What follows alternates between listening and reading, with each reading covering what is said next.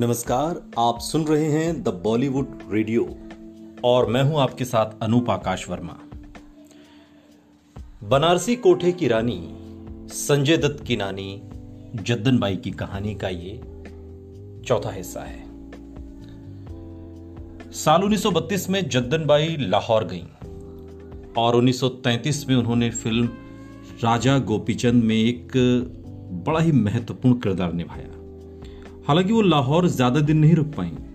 1934 में जद्दन बाई अपने पूरे परिवार के साथ मुंबई शिफ्ट हो गईं। मुंबई उस वक्त सिनेमा के क्षेत्र में बहुत तेजी से तरक्की कर रहा था। ये गुलाम हिंदुस्तान का दौर है। आजादी के लिए पूरे देश में संघर्ष चल रहा था। उस जमाने में भी जद्दन बाई एक साहसी और सशक्त महिला थी।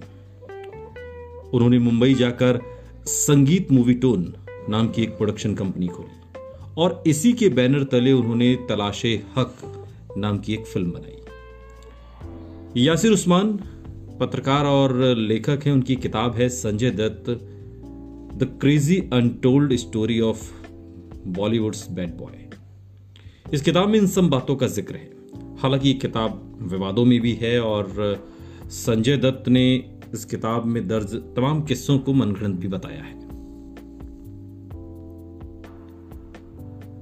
संजय दत्त की मां नरगिस ने इसी फिल्म से बतौर चाइल्ड आर्टिस्ट अपने बॉलीवुड करियर की शुरुआत की। उस वक्त नरगिस की उम्र महज 7 साल की थी और उनका नाम फातिमा था। फिल्म में नरगिस ने बेबी रानी नाम का किरदार किया था और इसके बाद जद्दन बाई एक के बाद एक फिल्में बनाती गईं।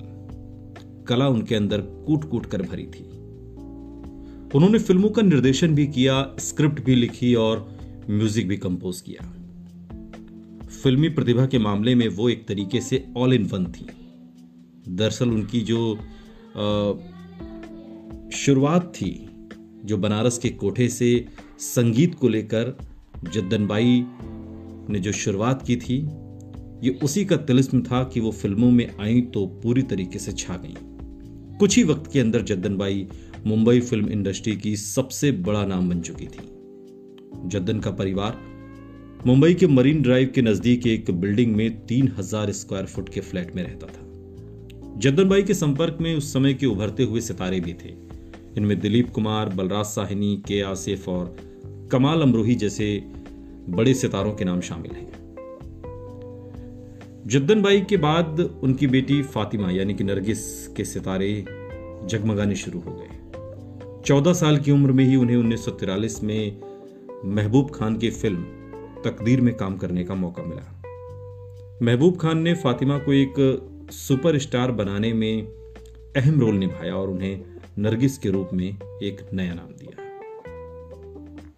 बहुत कम लोग इस बात को जानते होंगे कि नरगिस के पिता मोहन बाबू ने जद्दन बाई से शादी के लिए अपना धर्म बदल लिया था।